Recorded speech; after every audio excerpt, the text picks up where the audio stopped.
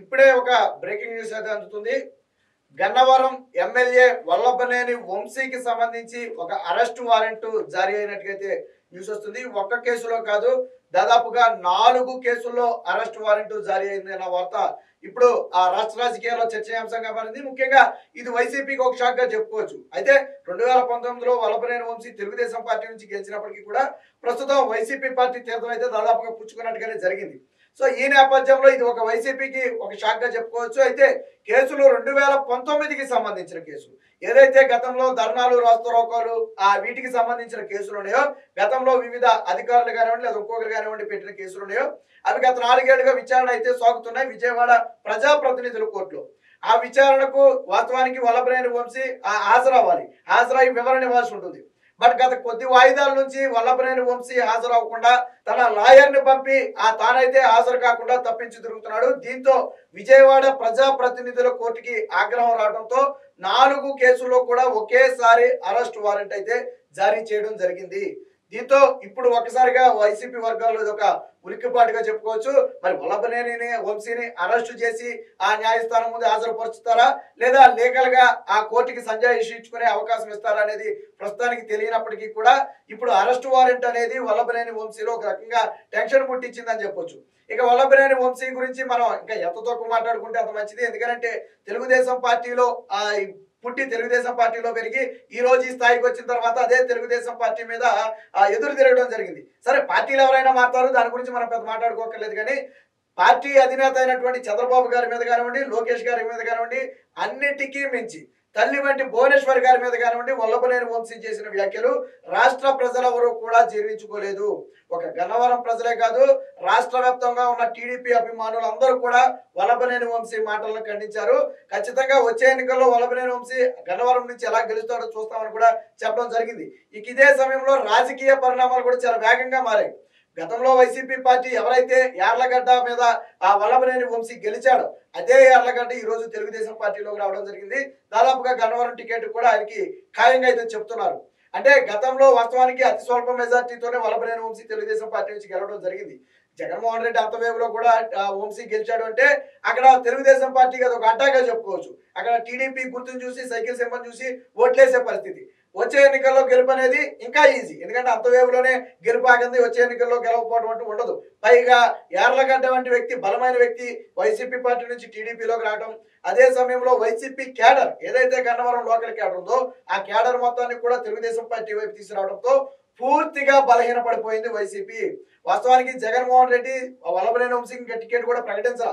5 లిస్టులు అయిపోయినప్పటికీ కూడా ఏ లిస్టులో కూడా వల్లభనేని వంశీ పేరు లేనే లేదు.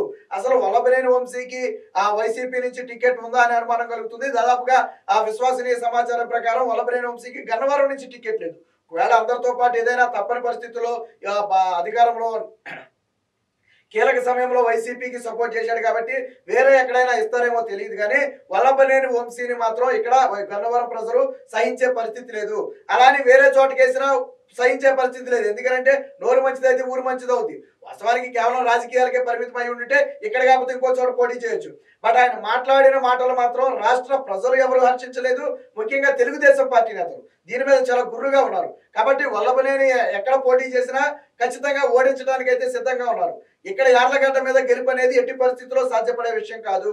అందులోనూ వల్లభనేని వంశీ ఎప్పుడైతే ఈ చంద్రబాబు గారి మీద, భువనేశ్వర్ గారి మీద, లోకేష్ మీద మాటలు మాట్లాడాడు అది వాస్తవానికి వైసీపీ పార్టీకి కూడా తీవ్ర డ్యామేజ్ చేసింది. కొడాలి నాని కానివ్వండి, వల్లభనేని వంశీ కానివ్వండి, వీరిరువురు మాట్లాడిన మాటలు వైసీపీని తెలియకుండానే డ్యామేజ్ చేశాయి. ఇలాంటి మాటలు మాట్లాడే వాళ్ళు రాజకీయాలు ఎందుకున్నారని చెప్పి ప్రజలు కూడా ఒకంత బాధపడే పరిస్థితి. సొంత పార్టీ నేతలు కూడా గతంలో చంద్రబాబు గారి మీద చేసిన విమర్శలను ఖండించారు పూర్తిగా.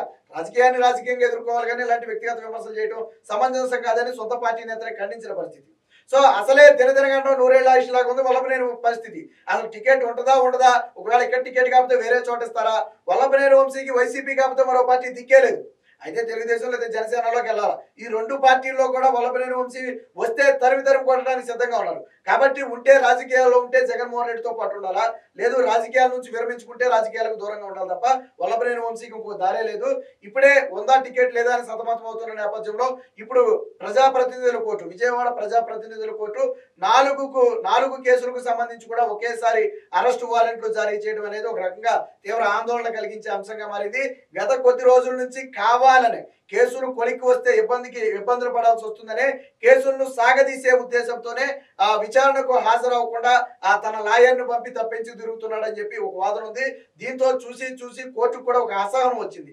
ఎప్పుడైతే మొన్న లాస్ట్ వాయిదాకు ఇప్పుడు రాలేదో వెంటనే ఏం చేసిందంటే ఇలాగే వదిలిపెడితే వీళ్ళు వచ్చేటట్లు లేరని భావించిన ప్రజాప్రతినిధుల కోర్టు వెంటనే అరెస్ట్ వారెంట్ని అయితే జారీ చేస్తూ పోలీసులకు అయితే ఆదేశాలు ఇవ్వడం జరిగింది. బహుశా పోలీసులే ఖచ్చితంగా వల్లభనేని వంశీని కోర్టులో హాజరుపరిచే అవకాశం ఉంది. లేని ఎడల కోర్టు పర్మిషన్ ఇస్తే ఎందుకు హాజరు కాలేదు అనే దాన్ని లీగల్ గా కోర్టు ముందుకు తీసుకెళ్లే అవకాశం ఉంటుంది. మరి చూడాలి, పోలీసులు అరెస్ట్ చేసి కోర్టులో పెడతారా లేదా లీగల్ గా వెళ్లి సమాధానం చెప్తాడని చూడాలి. ఈ కేసులు మొత్తం కూడా 2019 ఆ సమయంలో కేసులు. ఇవన్నీ కూడా ఏంటంటే నాడు విధులకు ఆటంకం కలిగించారని, అలాగే ధర్నాలు రాస్తారోకోలు చేసిన సంబంధించిన 4 కేసులు కూడా 4 ఏళ్లుగా సాగుతూనే ఉన్నాయి. అవి ప్రస్తుతం విజయవాడ ప్రజాప్రతినిధుల కోర్టులో ఉన్నాయి. వాస్తవానికి ఈ 4 ఏళ్లలో కరెక్ట్ గా విచారణకు హాజరై ఉంటే కేసులు మొత్తం కూడా కొలిక్కి వచ్చాయి. శిక్ష పడద్దా లేదా అనేది తర్వాత సంగతి. కేసులు మొత్తం కొలిక్కి వచ్చాయి. బట్ కావాలనే హాజరు కాకుండా తప్పించుకు తిరగడం అనేది కోర్టు కూడా ఆగ్రహానికి గురైంది. అందుకనే ఈ రోజు 4 కేసుల్లో కూడా అరెస్ట్ వారెంట్ జారీ చేసినట్టు చెప్తున్నారు. దీంతో వైసీపీ శ్రేణులు ఒక్కసారిగా ఒక ఉలిక్కిపాటు గురయ్యారు. అంటే న్యాయస్థానాల దగ్గర ప్రతిసారి తప్పించుకు తిరిగితే ఏమవుతుంది అని చెప్పడానికి ఇదొక ఉదాహరణ. గతంలో కూడా అనేక మంది ఐఏఎస్ ఐపీఎస్ అధికారులు కూడా హైకోర్టు కూడా అరెస్ట్ వారెంట్లు జారీ చేసిన సందర్భాలు ఉన్నాయి. అయితే తర్వాత కోర్టుని బహిరంగంగా క్షమాపణ అడగడంతో వాటిని తర్వాత హోల్డ్ చేశారనుకోండి. మరి ఇప్పుడు వల్లభనేని వంశీ కూడా బహిరంగ క్షమాపణ అడగడం ద్వారా ఆ కేసులను ఏమైనా హోల్డ్ చేసే అవకాశం ఉందా, తదుపరి విచారణకు హాజరవుతారని కోర్టుని ఏమైనా సంతృప్తి పరిచే అవకాశం ఉందా అనేది ప్రస్తుతానికి తెలియనప్పటికీ కూడా అరెస్ట్ వారెంట్ అనే విషయం మాత్రం రాష్ట్ర రాజకీయాల్లో ఇప్పుడు చర్చనీయాంశంగా మారింది.